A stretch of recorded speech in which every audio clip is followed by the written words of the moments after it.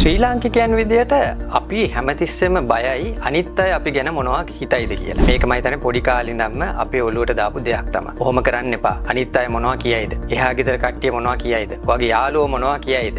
නෑයෝ මොනවා කියයිද? මං හිතන්නේ මේ බය නිසා අපි හුඟක් වෙලාවට යම් දේවල් කරන්න පැකිලෙනවා. එහෙම නැත්තම් දෙපාරක් හිතනවා. සමහරවිට අතහැරලා දානවා. නමුත් අද මේ ලෝකේ වෙනස් වීමත් එක්ක අපි කරන්න බලාපොරොත්තු වෙන හොඳ දෙයක් නෑ. එහෙම නැත්තම් අපි යම් විදිහේ රිස්ක් එකක් ගන්න බලාපොරොත්තු වෙනවා නම් මං හිතන්නේ අපි අනිත් අය කියන දේ ගැන වැඩි හිතන්න හොඳ නෑ.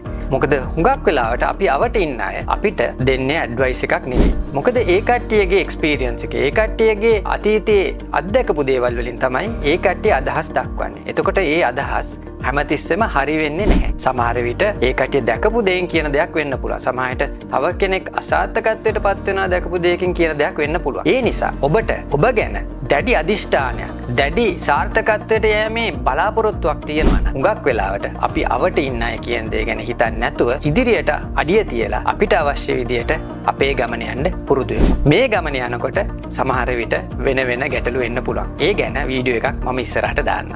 එහෙමනම් අනිත් අය ගැන වැඩි හිතන්නේ නැතුව අපි ගමන අපිට යන්න ඕනේ විදියට ඉස්සරහට යමු.